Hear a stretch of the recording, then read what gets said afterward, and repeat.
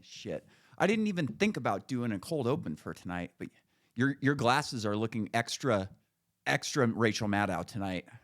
Oh, full lesbian. Actually, are you aren't recording Yeah, I'm yet, right? recording. We're Oh, good. you are. Okay. Yeah, yeah. Um, so when I buy glasses, I get two pair just because I'm kind of accident prone with glasses specifically.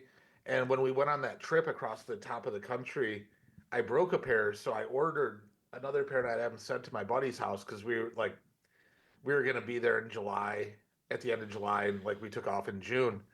And he when I got there he couldn't find them. So for like 6 months I'm like, hey dude, where's my fucking glasses at? And eventually he sent them to me. And then something happened with the less lesbian pair, and for like days they were just like pushing into my head like a Oh yeah. vice. They were giving me headaches and I know what shit. you're talking about there. And I'm like, I think I have an old broken pair. I'm gonna go find them. I go and open these up, and these were the brand new ones that were sent to my buddy ended up sending to me. So I like went for 4 or 5 days just in fucking terrible pain, Oh, it and now I'm just sucks. like full lesbo. And So then like all of the optometrists were closed this week, or maybe there was a convention or something because I couldn't get an appointment this week. I have one Monday just to get my prescription updated and shit. But so I have like fighter pilot eyes. My eyes are like 2010. They've always been really fucking good. And when I got hurt, they got fucked up for some reason. Like I was watching TV one day and I'm just like, I can't fucking see anything. And I ended up going to the optometrist and they were like, yeah, you got this weird thing going on with your eyes. I don't remember exactly what it was, but they gave me these like polarized glasses. It wasn't like prescription like you're wearing, and it's not polarized like you wear your Oakleys. Like it was a different type of, and it was yeah, just this weird fucking thing. And they drove me nuts wearing them. The same thing you're talking about, pressing in on the side of your head and shit like that. I always wear Ray-Bans because Ray-Bans are the most comfortable fucking glasses in the world. yeah. I wear Ray-Ban Aviators. They're the shit. Anyways, I stopped wearing them because they were just hurting my head and it was just a weird thing. And it went away.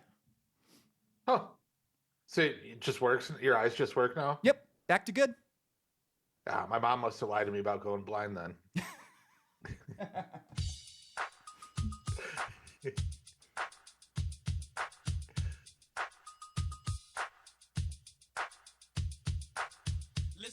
What's going on? It's time for another episode of Too Hard for the Radio. Transmitting from the future free state of Greater Idaho, I am the one-armed madman. And from Music City, America, we've got the great Daniel Steele in the house. Happening, everybody. Oh, you know. Look, I even have hoodies, not just t-shirts. Oh, you have a Yeah. hoodie. Look at that. We're changing it up. Hell yeah. Th- this company.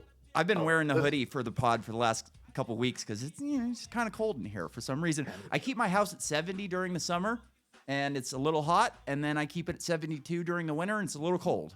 So, figure that one out for me. there's this boutique in Beverly Hills where we did an activation for my job one time, and I like bought these like sweatpants shorts, and they lasted me like 9 years. And so my wife and I were back there. She had never been through Beverly Hills shops and shit. So I'm like, oh, let's look. And they had this hoodie, and it was the same brand. And I'm like, it's kind of expensive, but I'm gonna buy it because it's gonna last me 9 or 10 years. And they must have like sold to a different company or something because it's like frilling and got little fucking holes in it. It's less than a year old, and so Yeah, whatever. they just don't make them like they used to. Speaking of Beverly Hills, we're gonna get into some fire talk here in a minute, but I do have a fun Oh, story. buddy. Yeah, yeah. So like, a lot of my clothes, like this is a Legion of Skanks hoodie, and I like this one because I cut them at the V. Like they just drive me nuts when they're too tight, so I cut it, and then I cut the sleeves. Oh, this one doesn't have the cuff cut. Usually I cuff the cut and have them sewn because the cuffs drive me. Anyways, most of my clothes are from a brand called Sullen, which you've probably never heard of, Sullen. And I met the guy who started that company at Pismo Beach in the year 2000. He was just handing out stickers, and cool, man. Yeah, we'll take some stickers. Here's 20% off. This is your link, whatever it was. Like they gave us 20% off. And I just, bought some of his clothes. I was like, oh, these are cool clothes. I'll buy some. And now he's like a major, major worldwide brand. I just saw somebody at Winco, my grocery store, wearing Sullen the other day. And I was just like, hey, man, how'd you come across that shit? And he's like, I don't know. It's fucking cool though, right? And I'm like, oh, I've known that guy for fucking ever. And I Yeah. just kind of talked to him for a minute. I'm like, I'm surprised I'm not wearing anything of his right now. And he's like, you're wearing a hoodie. Your hoodie's stolen. I'm like, oh, I didn't even realize. So it's kind of cool to like have a brand that you like and like, you know, I know the guy, he doesn't remember me anymore, and I still get a discount, which is awesome. But, you Oh, know, you have a lifetime discount? yeah, he gave me a lifetime. He just said, put in your What's the email code? address. Huh? I'm kidding. Yeah, Oh, no, it's through your email it was address. through my email. I haven't ordered clothes from him in a long time, but I don't know. It might still be there. That'd be interesting. I'll have to check into that. Anyways, back to some fire talk. Talk some fire. Back to some fire talk. Fire. So You want to do? I've over got a this- lead in. I've got a lead in clip right here that we could play, or we could just start off. What do you want to do? I have a rant. Let's hear it. Let's hear it. So I've seen some of the most retarded takes over the last, I don't know how long it's been burning, a week. Mhm. And it's all like blaming capitalism. And this is 100% the fault of socialism and central planning. Absolutely. So these people are paying $200,000 a year in taxes, and when they went to turn on the hydrants, they were empty because the reservoir was empty. And then people are like, "Fucking State Farm, the CEO makes $12 million a year." I'm surprised he only makes $12 million a year to run an organization that big. He could probably be running his own company and making more money, Yeah. or building out equity. So how they can and why they should have pulled out of California was there's a department called the Department of Insurance. They have three mandates in the Department of Insurance. One is to make sure consumers don't get ripped off. Two is to make sure that the insurance companies have enough money to pay the claims. Yep. And three is to make sure that there's insurance available. So what they do is they keep the prices low. You can't raise your prices without government approval. And it's been known for 2018, actually, there was a fire that like almost went over the 405 or went over the 405. There's like an iconic picture of Getty, this exit, and everything's in flames. I was on that road the day before it all happened. And like, if that's not enough telltale to tell you that there's a problem, and if you're an insurance company where what you do is you assess risk, so I'm sure they have people on the ground to see that they don't clean up the forest, that there is a water problem. If It's you not can't like they're cover just this- yanking out of the most expensive benefit. Like it's the most expensive plans in the country. It's not like they're just yanking out because they want to save money. Like it's too risky. And it's when generally speaking, when you pay for homeowners insurance, that premium is what it would cost them based on the risk of so say it's once in 100 year storm or fire would come through. They kind of break down the cost of repaying your house over 100 years, and that's what you pay. And where they make their money is by investing that money. So like a million people put in $10,000, you have a fuck ton of money. You invest it wisely, bonds, interest bearing things, and that's where the company makes their profit. They don't make their profit on the premium. So by pulling out of a market, they're hurting their ability to invest. But they have to because they can't afford, this will be at least 150 billion to rebuild. Oh yeah. At least. And depending on what they decide to do with it, because yeah, well, we'll get into that one. Yeah. So it's like the central planning there, like fixing prices, not price controls is the word I was thinking of. Mm-hmm. Never once in history has it ever worked for the benefit of people, but governments do it. And then the third part is they have to make sure that you have insurance available. So they started a state insurance fund, but that state insurance fund only had 1.5 billion in cash, and then they bought reinsurance, which basically brought the total value of insurance up to $6 billion. Again, so like this is gonna cripple the state. And why do I care? Is not a resident of California. The government of California is $1 trillion in debt. Yep.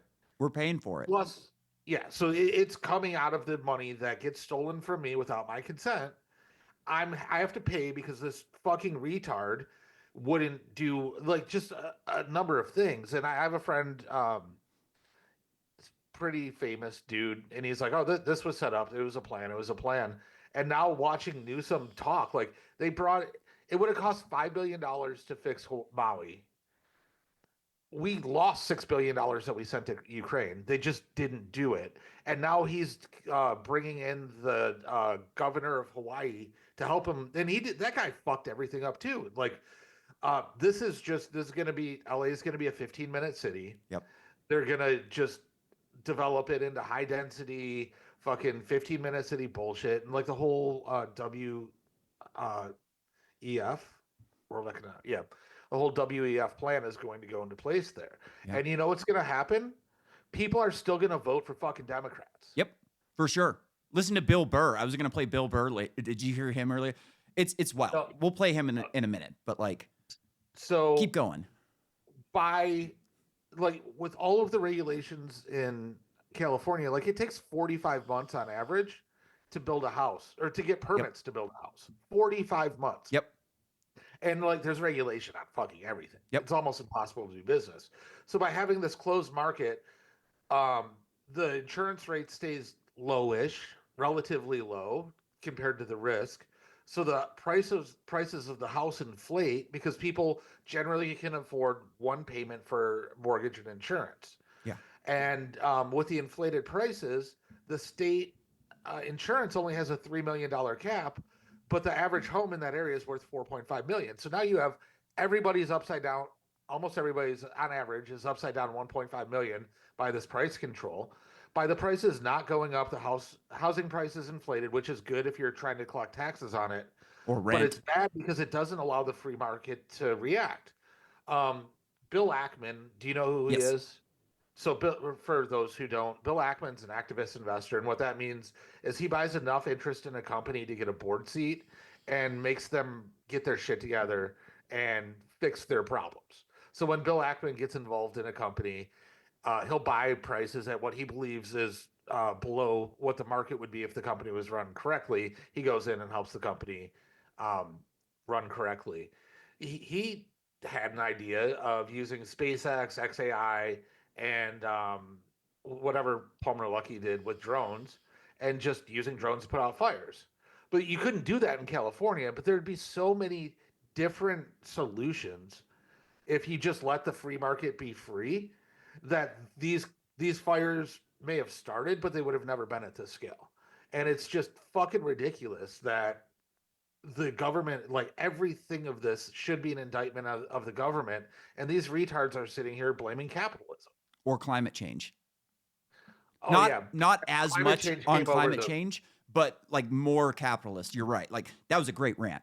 You know, I didn't know it took 45 months to build a house right now. My dad built I saw that in a tweet today. That's if you crazy. fact check me, I might be wrong. I believe it. I just read every tweet as a fact. Yeah, me too. I assume everybody's telling the truth all the time. Especially when I do interviews, I just assume they're telling the truth and they're not like crazy or anything like that. I take the Sam Tripoli approach to that one. Just assume everybody's right about everything. I mean, it worked well with Gail Schroeder. I really walked away smarter from that one. Yeah, that was great. Anyways, my dad built a house in 1991. He saved all of his sick time and all of his vacation time, and he took 3 months off of work during the summer. And him and a contractor had a 2,800 square foot house built in 4 months. Yeah. And it could have gone faster if my dad was a better contractor. If he was an actual contractor instead of just a lineman that knew how to work on shit. They could have done it in 3 months. And I think it probably could have been done quicker if it weren't for all the code, because it took forever to get an appointment, to get somebody in. The railing wasn't quite up to snuff, so they had to redo the railing and just all this stupid shit. But 3 to 4 months is what it took back then. And so I've got a rant here real quickly before we get into these videos, but I'm going to start it with a question. Yeah. Who are the laziest government employees?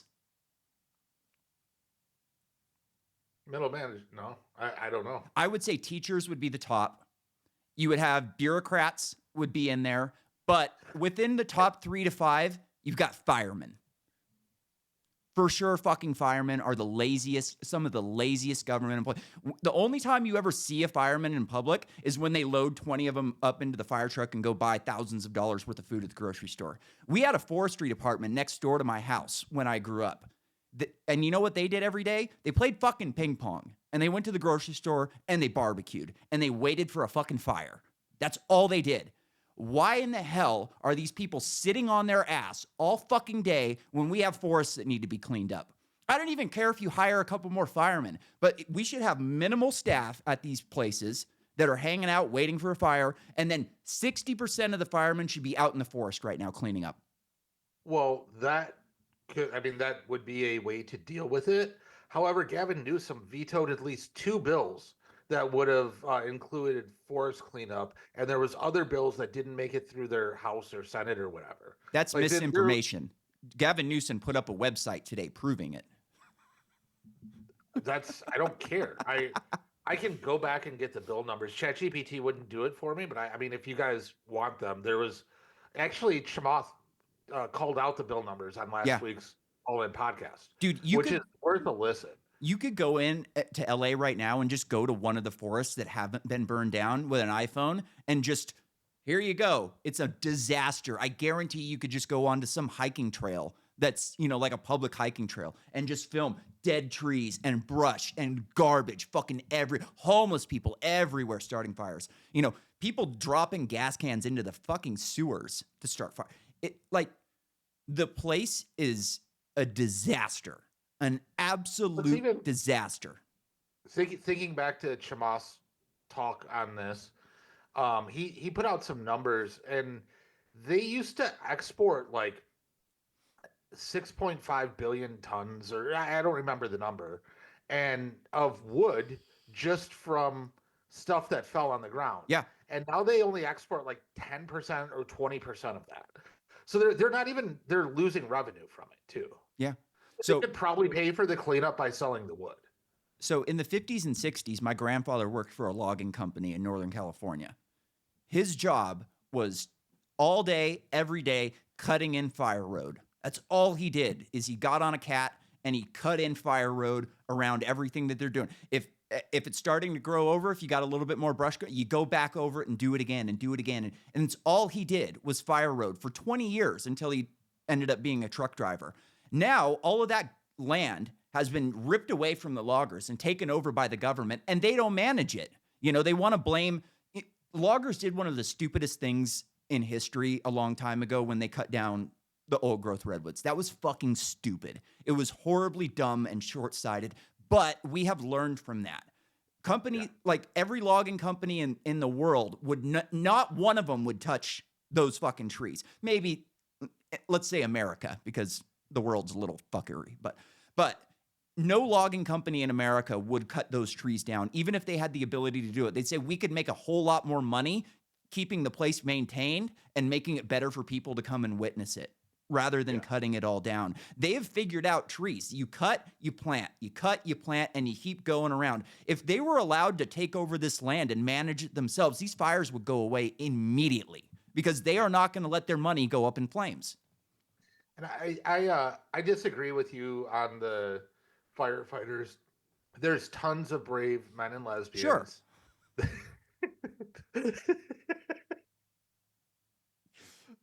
Jokes aside, I live probably a tenth of a mile from a firehouse, and yeah, they do sit and wait for fires, but those guys are busy. Also, my neighborhood was just recently gentrified, so that's probably most of their job is now being emergency response for car accidents. And the engines that I see an engine go out twice a day. All right. Well, we don't have I have a fire department right next to me too, and we don't have fires here for the most part. You guys have volunteer or? Not really. Like my grandfather was a volunteer firefighter for a really long time in Nevada. They had a lot of volunteer there, but he would go out and clean brush and shit. And they just aren't doing that anymore. And I get that that in Nevada, you just can't do that in California. Yeah, and I get that your job is to sit around and do nothing, but come on, people. Within the fire department, there has to be some sort of top-down culture shift. Shifting from being a preventative measure, from being just sitting around waiting to being a preventative measure. They need to be proactive and go out there and stop this shit before it happens. Well, let me play devil's advocate on that one. So you go out there, you only have so much gas in the tank as a person, and you're out there, you fucking gas out your arms, and then all of a sudden now you got to carry a 300-pound person out of a building. That's probably not the best either. Not the best for lesbians, but if you get a big strapping fucking man out there, and I'm not No, but if saying he's that out like chopping trees all day, how the fuck are you gonna have gas left in the tank to actually save a life? you're a badass. That's what you do. You know, I did tree work for 5 years, UFC and fighters like are badass, and they're fucking exhausted after 15 minutes, bro. I did tree work for 5 years. It's not easy. It was one of the most miserable jobs I've ever had. The coldest I've ever been in my entire life was in Northern California, not North Dakota. Like I was in the back of a truck one time, just fucking soaked. It's like 40 degrees, 38 degrees, and pouring down rain. The wind is ripping like fucking crazy. And we've been working for like 20 hours straight because you got to clear these trees off of roads for people to be able to get down and go to work and shit. So we would work like fucking crazy. And like coming from the line industry, I don't like but it would be so hard. Like we worked our fucking asses off doing line work. We were wiped every day, but you had to be in shape. You had to be prepared for it. Like if you weren't capable of climbing 30 poles a day, you just can't do the job.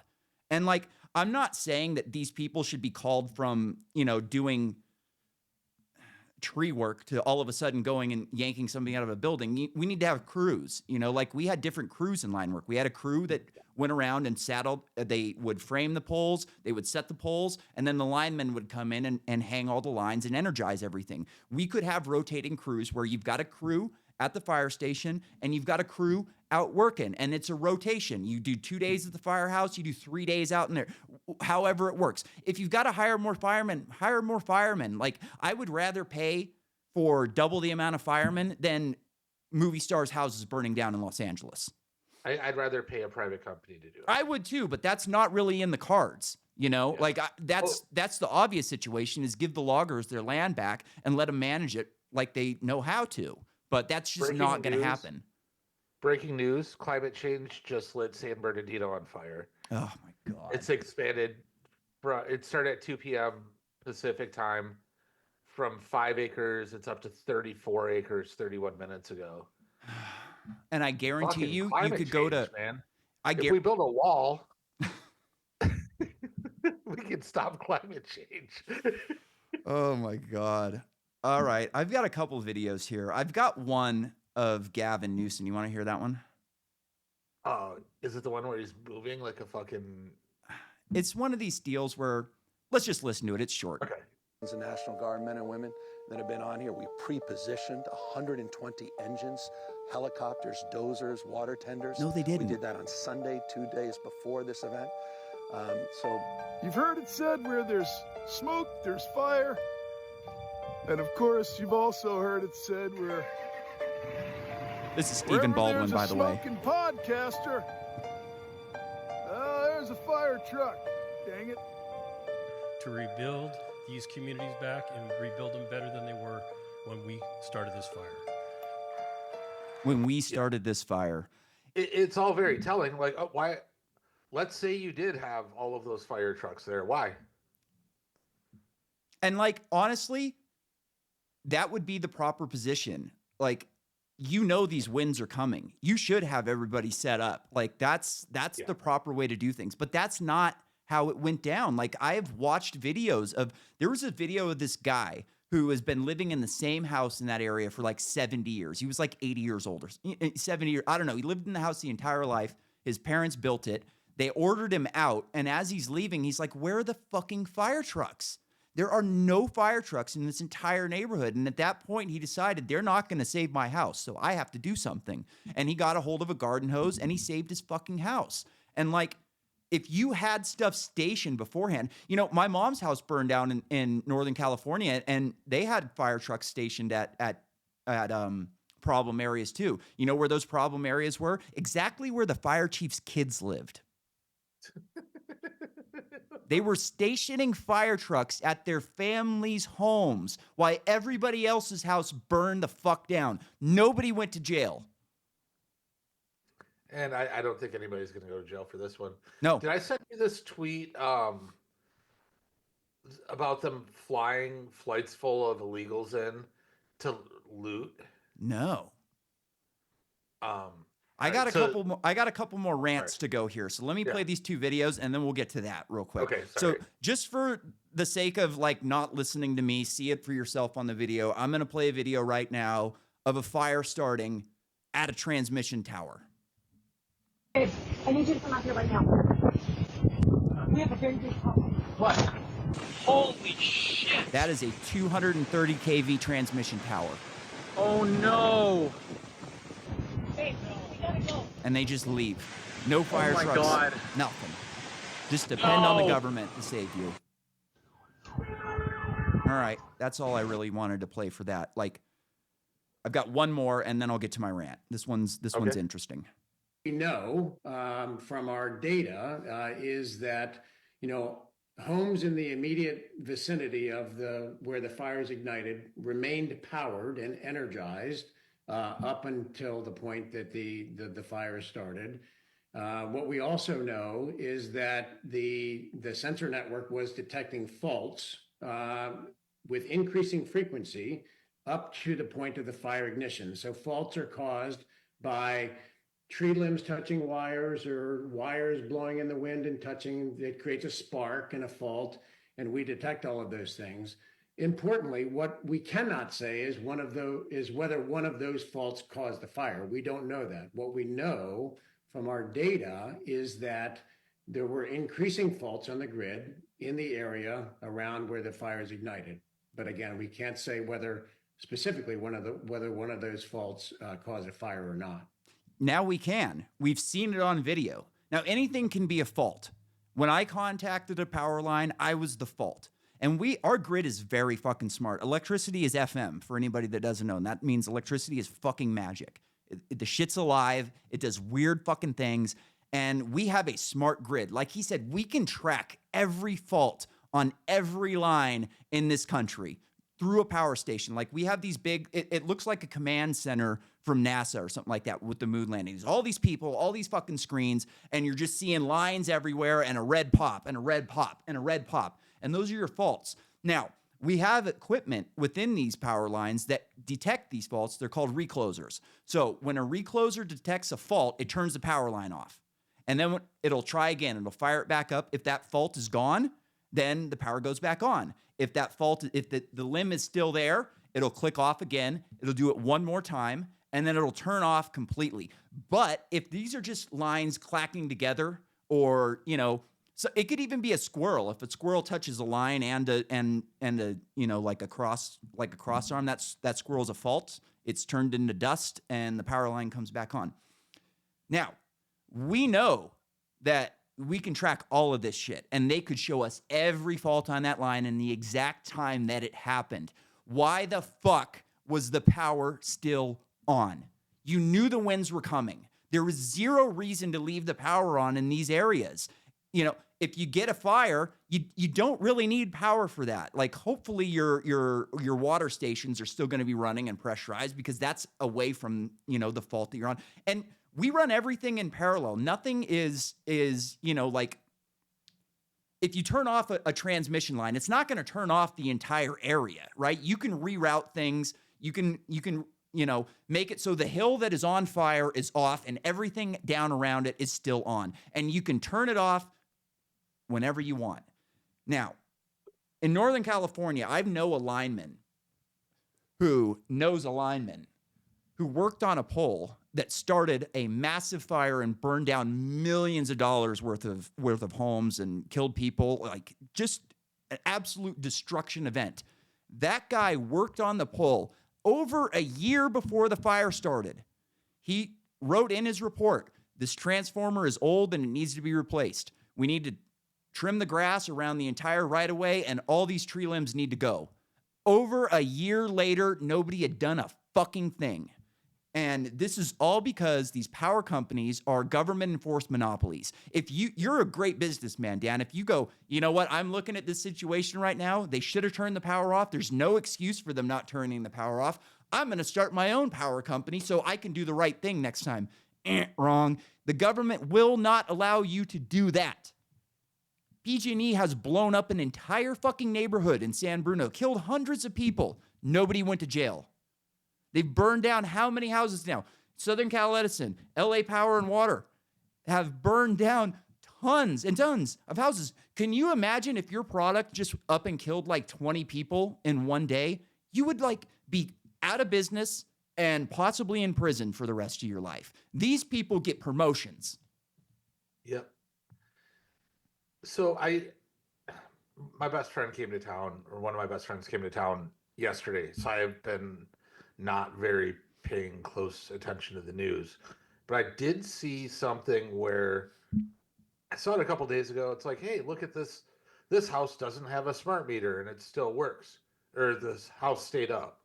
And then I saw that there was like massive cover up in the PG&E smart meters are actually very Yes, explosive. they are lighting homes on fire. I saw a video with the main home had an old meter and the guest house had a smart meter. The guest house went up in flames and the main home did not. Yeah. So any sort of monopoly. And real quick on that, you have to proactively get rid of your smart meter. You can't just call the power company and say, I don't want it anymore. Here in Idaho, I've looked into it. It costs like an extra $50 a month to have a normal meter. It's crazy. It's all central planning. Yeah. To my point earlier, it's all just central planning. And you don't let markets be free. So yeah, anyway, there's this tweet. I don't know who this guy is. Ryan Matta. Yeah, I'm not familiar. He's the one who made the documentary Trafficked. Oh, okay. Yeah. Somebody said that there's large commercial charter flights full of undocumented, unregistered individuals from a certain continent originating from Nogales International Airport, landing at LAX, exiting through the PS LAX private suite. The Rosadin Company and Sasco are the commercial electrical contractors responsible for turning off CCTVs and general blackouts when these individuals touch down and get bust out. They're being sent loose on the already devastated population in LA. People need to evacuate as soon as possible. They said regarding the post about the California pilot, you may want to look into the origin of the flight on 747 with Atlas Air landing in Miami this week. Large portion of their flying fleet flew that route. Taxied to secure area of an airport.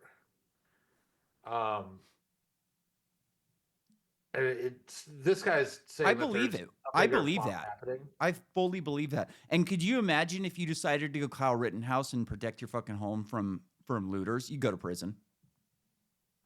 Yeah,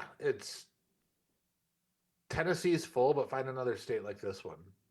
Yeah. Or even fucking dude, did Texas. You Kel Tony the other night? I watched it just last night. This guy was at a weed store and somebody broke in and he's telling the story to Tony. And he's like, so what happened to the guy? And he said, welcome to Texas. He's not with us anymore. Well, during the mostly peaceful but somewhat fiery Summer of Love, there was a protest in Austin, and the guy had an AK-47 pointed at him in his car, and he shot the guy. And it was a Soros DA that pushed through, and the guy got convicted. I'm pretty sure Abbott pardoned him. But even in fucking Texas, Austin, Texas, somebody points an AK-47 at you, and you're still going to ruin 2 years of your life fighting a legal battle. Yeah, that would not happen in Idaho. I'll tell you that for damn sure. They don't give a fuck up here. If like you shoot somebody and they deserved it, you're going to get a medal. I wonder. I'm curious. I have to look in my area now, like who funded this, because Nashville always votes blue. Yeah. So does Boise. Boise's the only reason that we don't really have. Well, I guess the Fed also, but like most of Idaho and most of Oregon are down for Greater Idaho right now. The real stickers are Boise and Portland. Yeah. Because it would, I don't know. Portland you would think would like it, but I guess they just want your tax money. They know that they can rule you. They don't have to worry about being taken out of power by them. Nobody fucking works in Portland. It's like we'd rather rule you and take your money than let you go somewhere else and give us more of a monopoly. It's so disgusting. Does Portland really produce anything other than purple-haired people? They have a big port. Okay. Oh, Portland. Yeah. Yeah, it's a big Why fucking port it's too. never And Portland's dude, never showed up as an option for me when I import things. and dude, it's so fucking beautiful there. It's Yeah. sad that like I used to go to a race every year that was right over the port, like Portland's right on the Oregon and Washington border. So if you just jump right over to you get to Washougal, Washington, and it's the most beautiful fucking territory that you can imagine. Like the track is fucking beautiful. They like take cedar and do cedar chips into the track to like give it a better. So you wake up in the morning and you smell cedar chips and race fuel smells like candy. So it's just like it's incredible. At the end of the day, like there's no running water at the track. So after everybody's done racing, everybody piles into pickups or rental cars and goes down to the river and like does a shower and jumps off the bridge and shit like that. It's fucking gorgeous up there. And it's so sad that they've destroyed it. Yeah, I one year, I think it was Christmas. Yeah, it was Christmas break. We did a trip. We left Vegas, stopped in Reno, and then we drove to Crescent City, which is the first town inside Northern California. Yeah.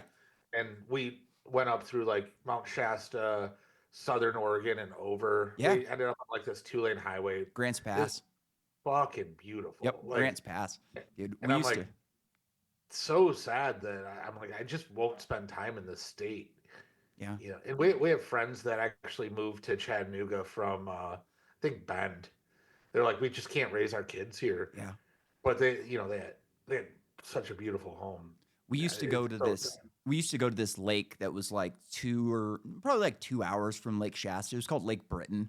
It's in the town of Britain. It's where Bernie Falls is. Like, so fucking beautiful up there and like secluded. You don't have a ton of people on the lake. They used to have these like cabins that were called PSEA cabins, and like power workers. Like my dad worked for PG&E, so it was essentially like cabins that were reserved for PG&E employees, which was nice. super fucking cool. It's right on the lake. There's a dock for the boat. We had a ski boat, so we would go wakeboard and shit like that. You could walk from the cabins. You could walk like a half a mile up this path, and then Bernie Falls is right there. It's one of the biggest waterfalls in California.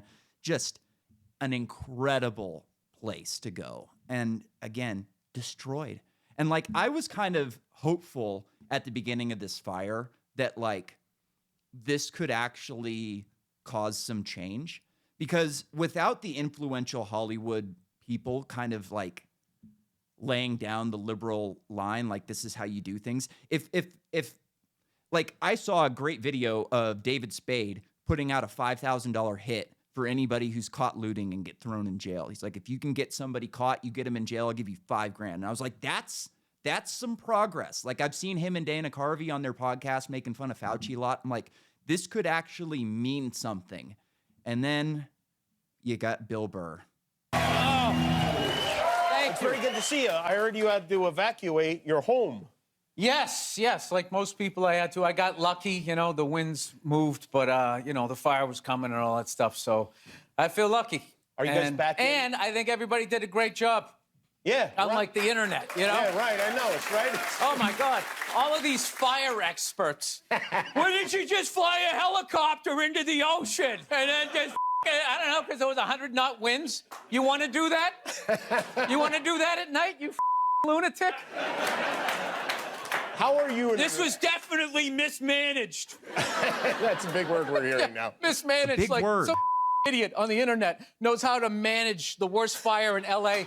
sitting there in his underwear. You know what? Looking at the footage on the internet, I have determined that this here was mismanaged. Microsoft has brought George Floyd back to life. God damn it. I can confidently say that after talking about this for we've been on for 40 minutes, me and you could have managed this fire better than that entire fucking government. Unbelievable that Bill Burr's just going to sit up there and thumb his nose at people like us. This is something that's really pissed me off lately. I don't know that I've ranted about this on the podcast, but like people like him depend on people like me to build the fucking world that they live in. They depend on us for everything. The helicopter he flies in, the car he drives in, the roads he drives on, the house he lives in are all designed and built by manual labor people like me. But when it comes to voting or talking about the government, we just are too stupid to know what's good for us. Yeah, I just like, why listen to artists? It's so stupid. Like, why would anybody vote the way that Taylor Swift tells them to? Why would anybody take vaccine advice from Joe Rogan? Like, just fucking like, stop depending on these fucking people. It's so disgusting. Listen to us. Yeah. I didn't go to college, but I got paid to go to college, and it was a shitty college, but I still went, and I cheated my way through, and I didn't get kicked out. There was a couple close calls, but I did not get kicked out. nice. But like the whole, David Spade putting a hit out on people, like that feeling of maybe this thing's gonna turn around was completely fucking gone as soon as I heard Bill Burr. Because like you said, it doesn't matter what happens to them. It doesn't matter if their fucking house burns down. They're still gonna vote blue. Yeah. Well, and I think I'm very optimistic for Nevada, just as a state in general. My grandfather is not. He lives there, and he is not. Because so much is happening in Vegas, but then there's the other side of it. So Trump and what's his name, Lombardo, made a deal prior to the election that Trump would free up BLM land for studios. That's great. Like, that's gonna, because Las Vegas is really turning from just a gambling town to an entertainment sports capital. It's cool to see. I got out of there, but one of the reasons that I got out of there was Lombardo, alleged Republican, signed a bill that made insurance companies pay for transitioning service. Ugh.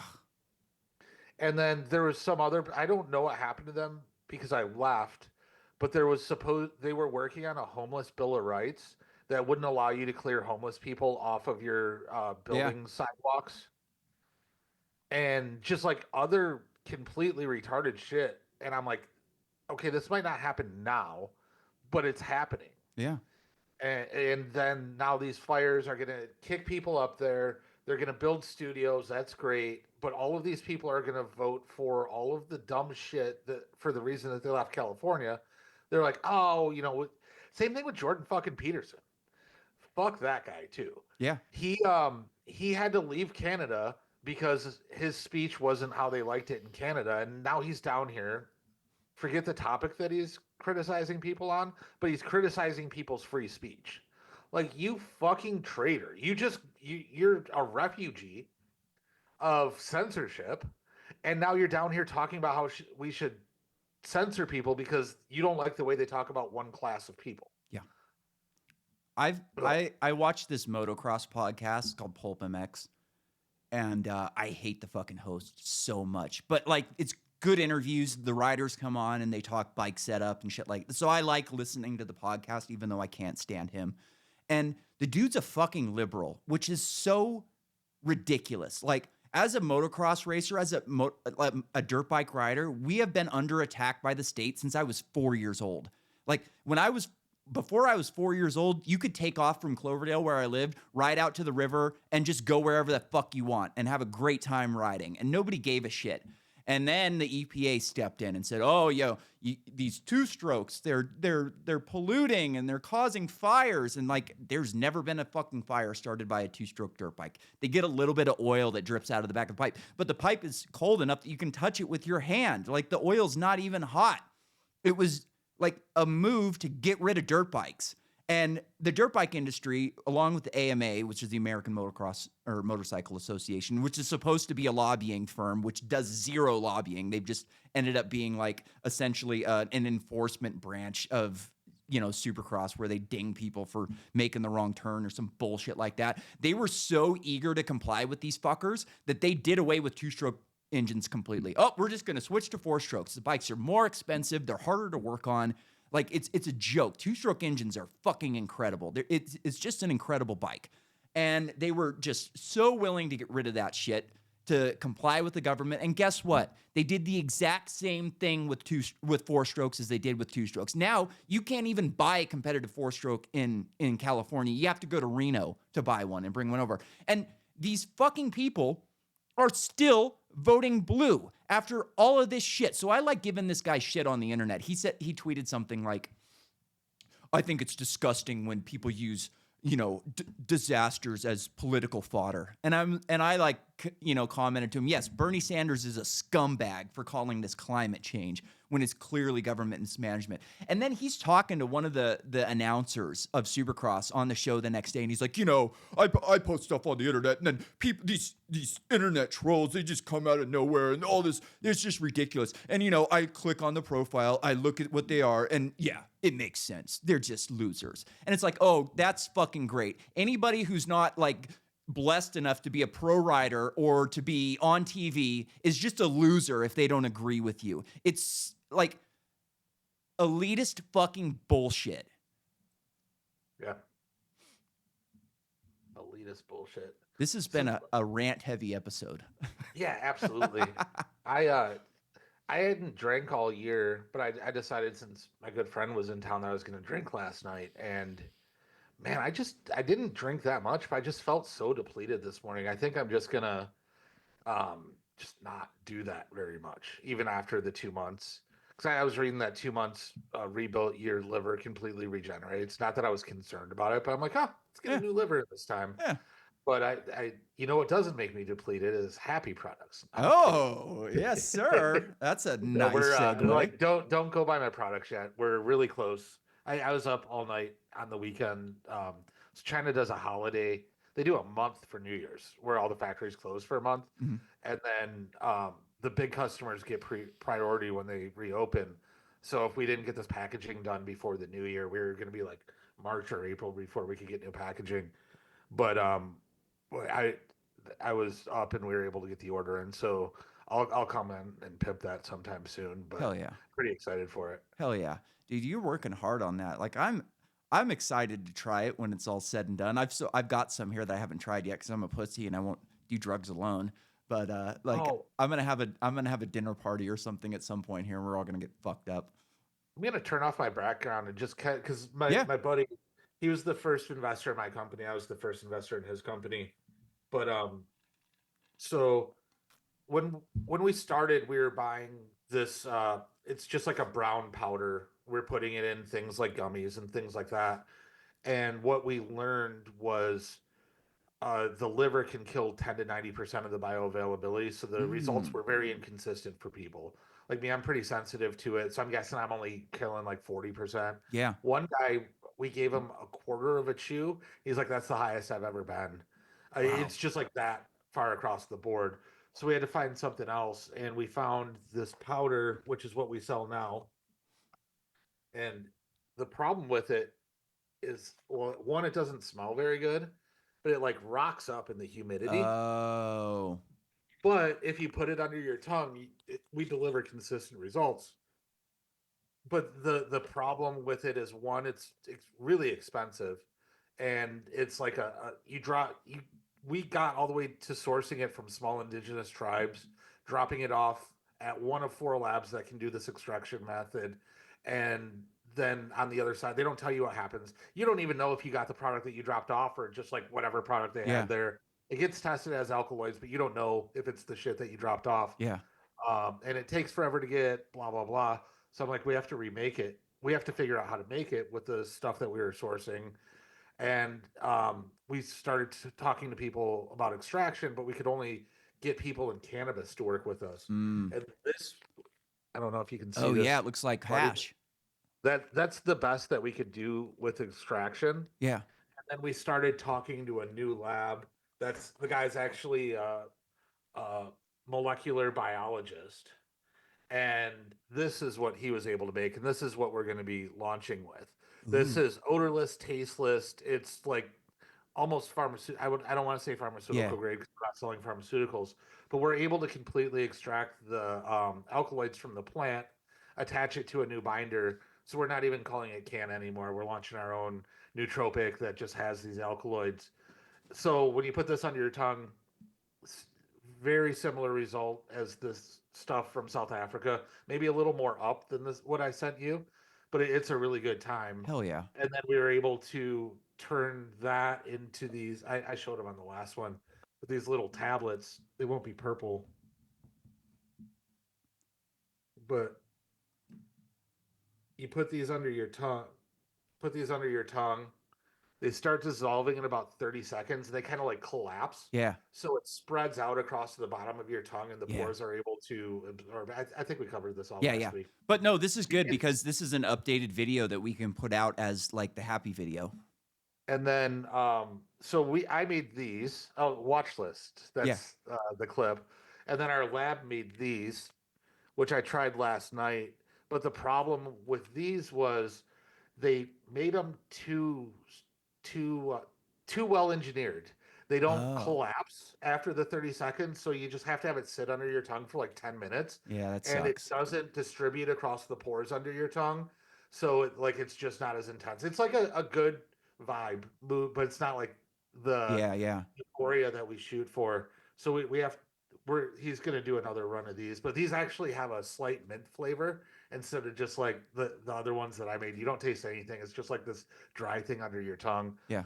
But that's what we got the packaging all set for this weekend, and it'll come before the new year. So hell yeah, we're ready to fucking rock and roll. I'm excited for you. Yeah. You know, some people just have a high tolerance to drugs. Like I have a really high tolerance to drugs. I was clean for 5 years before I got hurt, but like as soon as I got hurt, the meds just didn't do it. They had to put me on fentanyl just immediately. It was the only thing that like, you know, they were giving me Percocet and all, you know, all the regular stuff, and I'm just burning straight through it. And they're like, you should be passed out by now. It's like, nope, not gonna happen. So weed makes me like, and I can't. Edibles don't work on me.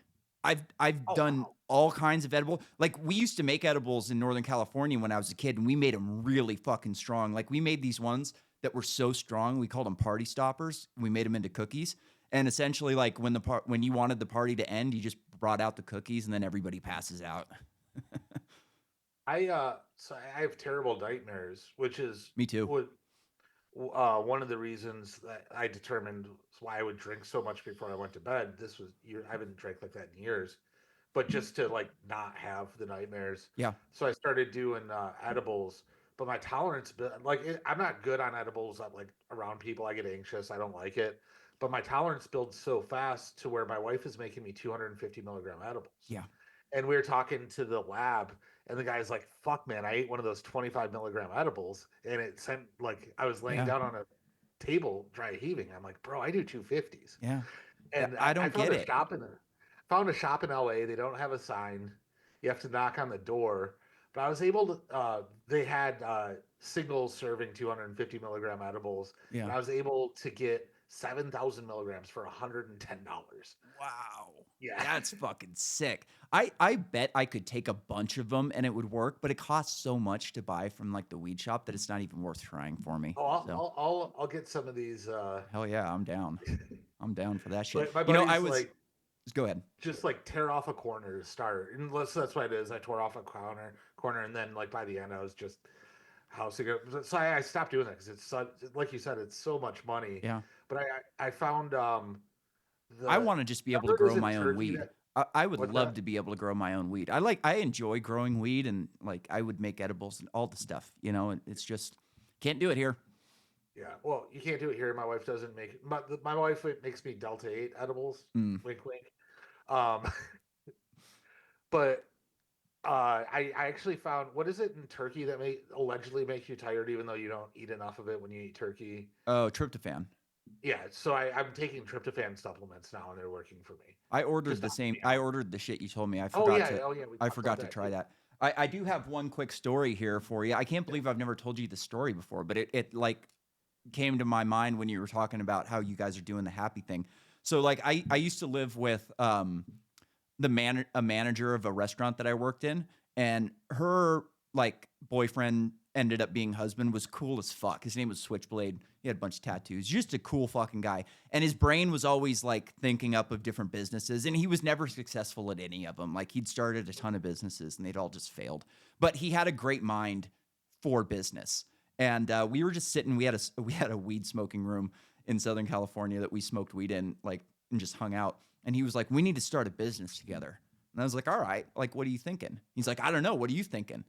And I was just kind of like, you know, something I've thought about for a long time was like biodiesel. I'd always thought the biodiesel was fucking cool. And I was like, why don't we start a biodiesel company? And my thought is like, we're not going to make a gas station. What we're going to do is we're going to build this product and we're going to show people that you can have fun doing it. So my plan is we get a side-by-side vehicle that's got a diesel engine in it.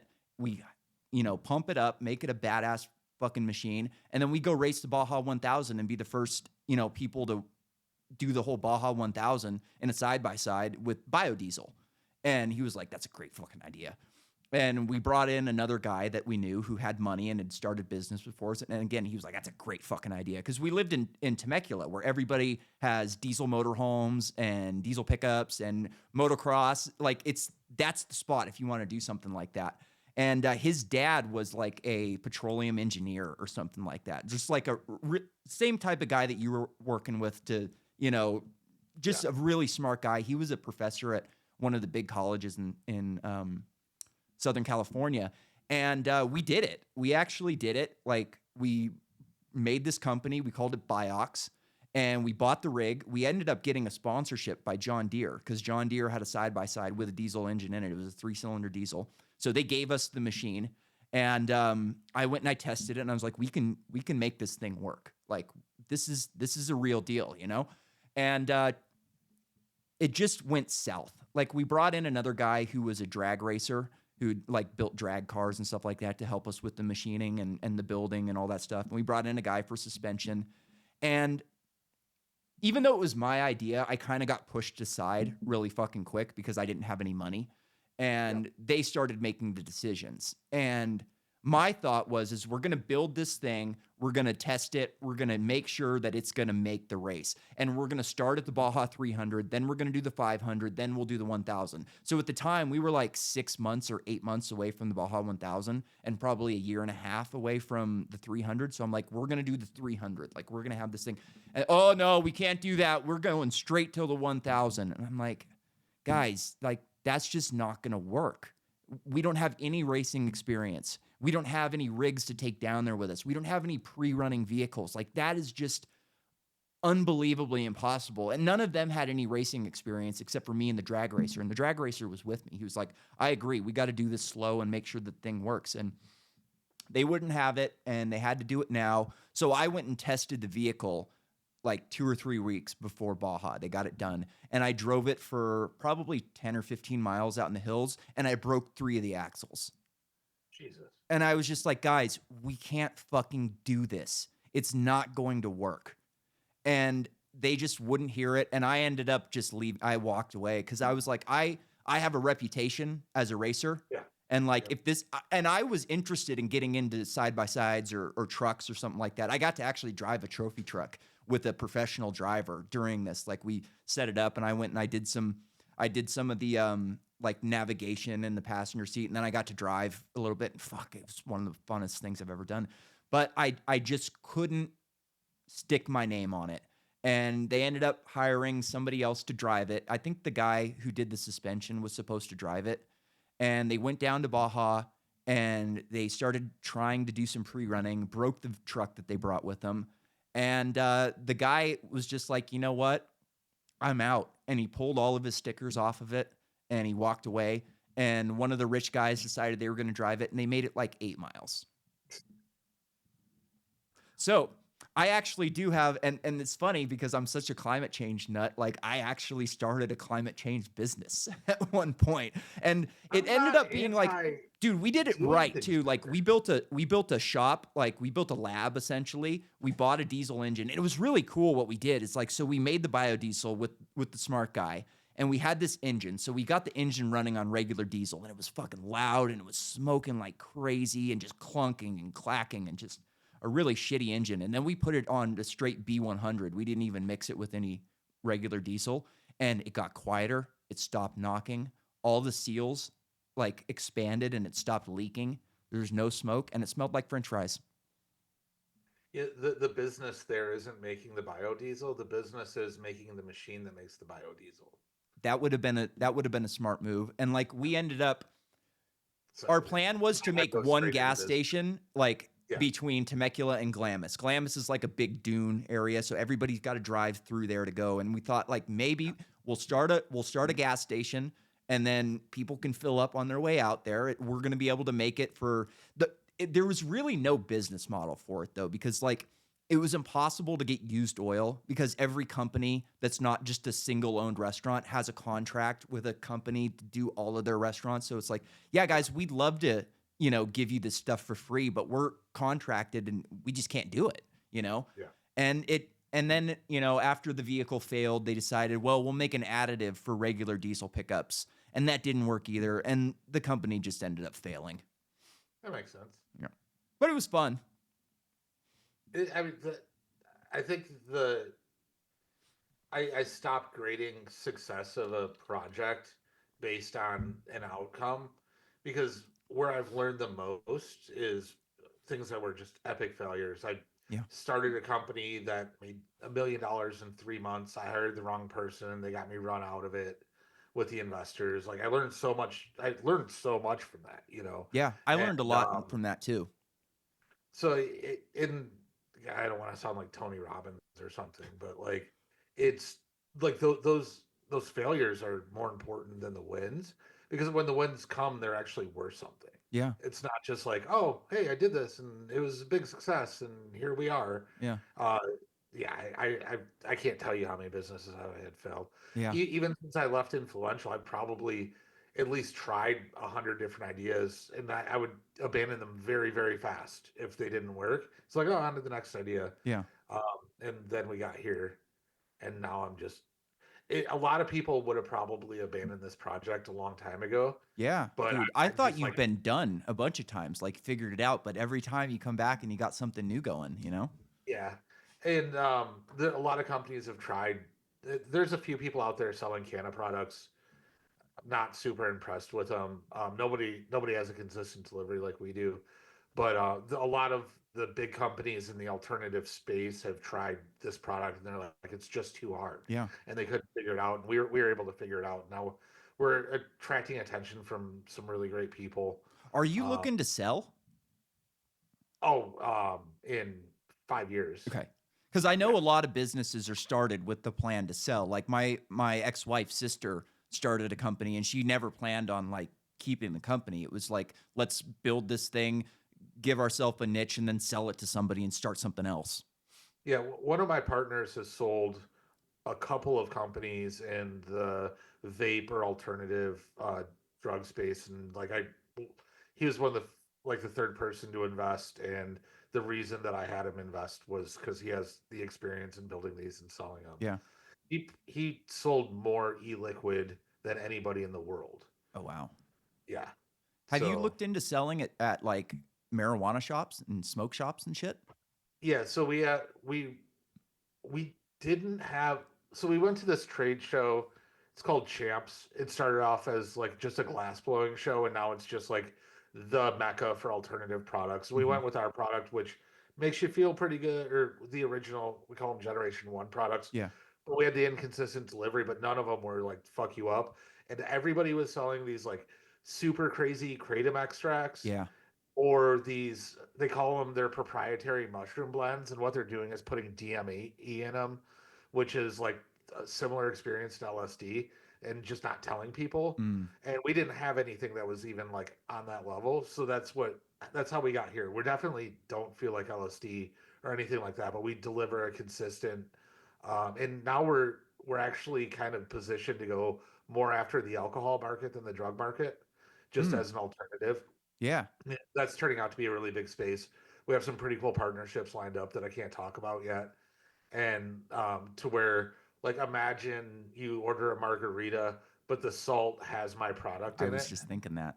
Like, we used to use, I had a drink that I would make at one of the bars that I worked at that I used Pop Rocks on the rim of like a martini glass. So you get like a Cosmo with, Pop Rocks around the rim. That would be pull sick. The salt off, let it melt under your tongue. Yeah. And then, have or if you just want to do a microdose, swallow it. Or infuse it with some liquor. You could just infuse the fuck out of it. Well, that's it, you still have to get past the liver then. So Oh, I see the delivery method. yeah. So if you're Oh, swallowing it, it'll be more like a microdose. But if you let it dissolve under your tongue, it'll be more like a more intense euphoria. interesting. Well, sorry to turn the last 10 minutes into a fucking commercial, guys. No, this is great. I'm just This is actually so passionate interesting. about This is Yeah. really interesting to me. Like I find this shit in. I feel like I lost out because like I know a decent. I don't know like business like you do, but I feel like I could have been a good businessman if like Oh, I the didn't know business until I just started fucking doing it. I yeah. was so foolish. Yeah, And like and I some feel of like the I could have done something good yeah, within the business world, and I just never really had that opportunity. You know, like I you always got time wanted to to open now. my own restaurant, but that's just too much for me. You know, like I would have to live there and that's what you have to do in a restaurant is you have to fucking live there when you own it, and you have to micromanage everybody because everybody that works in a restaurant's a piece of shit for the most part. When I became friends, there's this place over by us. I might have talked about it before, but it's a car wash, like a quarter car wash that they turned into a bunch of different restaurants, Yeah, and they opened a bar. And my now friend, he was a minority partner, but he was just like a really talented bar guy, and like he's a consultant, makes yeah, money and shit like that. So he's very aspirational, and he went and secured a location to open his own place. And the real estate investors were like, "Oh, fuck you, you're fired if you're not yeah, going to be 100% on this." And when they fired him, they imagined that people would just stick around and run the place, and everybody fucking quit yeah, because he was like such a good person to work for, and he built such a community. Well, he ran into problems with like ADA compliance and shit like that. They're not open yet. But I took my buddy in that came to visit. He's interested in investing and stuff like that. So I took him and showed him today. And the other partner in it is a bartender, first time entrepreneur. And he talks pretty like socialisty. yeah, But when him and I talk, but not like in a nasty way, just like, oh, here's the things that I care about. And I just like drop little yeah, liberty principles into it. yeah. And now they had a meeting with the city. The ramp is approved, but it's the wrong material. I said, man, another 2 months, you're going to be a fucking libertarian. He goes, man, I hate the government so much. I had a great opportunity when I was living in San Francisco. I worked at this bar on Pier 39, and we had like an arcade and a tiki bar, and we did all these private parties. And we did this private party for this company, and I don't remember exactly how it went down, but like the guy who owned the company really fucking liked me. Like I killed it as a bartender, and he really fucking liked me. And he was They like, sent you a Nintendo. yeah. So, anyways, this is not that. This is not that guy. It's that bar, but not the guy. This guy was just a random guy. But anyways, he like gave me his card, and he was like, "I want you to call me next week." And I'm like, "All right, about what?" And he's like, "Nah, not right now. I've had some drinks, and like, just call me next week." So I call him up, and he's like, "Oh, I didn't think you were gonna call." You know, it was just a cool guy. And turned out he was opening a bar inside of Facebook's campus in like wherever it is, Santa Clara or something, Palo Alto. And he wanted me to be the head bartender at that bar and come in and like do the opening and like set up everything and just like be the man there. And I decided not to do it because it was too long of a commute and I didn't want to move down there. And I had a motorcycle, not a car, and I should have done it. Also, one thing that I found really interesting because I raised money for my last project when is tech, so we had to go to Palo Alto at like 4 o'clock because the roads aren't very wide there. At 4 o'clock each day, all of the roads near Facebook campus are just a fucking standstill. Yeah, because Facebook campus is open. And that's when they start serving dinner at 5, and anybody can just go and eat. yeah. And there's always a fucking traffic jam to go get the free meal. Yeah, and that was part of it. Like I didn't want to deal with the traffic. I didn't want to commute from San Francisco down there. I didn't want to move down there either. And it was just No, like too expensive. it Too sucked. close to San Like Jose. it would have been a really cool and really fun job. Like to just do things the way I want to do it from the ground up. Like they hadn't even designed the bar yet. He was like, "I want you to come in and design the bar. You know, we don't know where to put our wells. We don't know where." Like it would have been a really fun job. It would have been a cut and pay for at least a year, but I should have done it. Yeah. Oh well, live and No, learn. look at this. Look at this friendship we're building. Would have never happened if you took that job. No, absolutely not. Absolutely not. It would have been a night. It would have been fun. Like I like a challenge. You know, I like a challenge. Like the bar that I worked in San Francisco was terribly designed, and I was always bugging them to like redesign it. But we were open 364 days a year, so it wasn't really possible to redesign the bar, you know. And only one day off a year because you told them you should close on Christmas. Yeah. All right, buddy. I gotta Let's get out of here. All right. Oops, hit the wrong button. There we go. Such a good host. J. Cal would be jealous.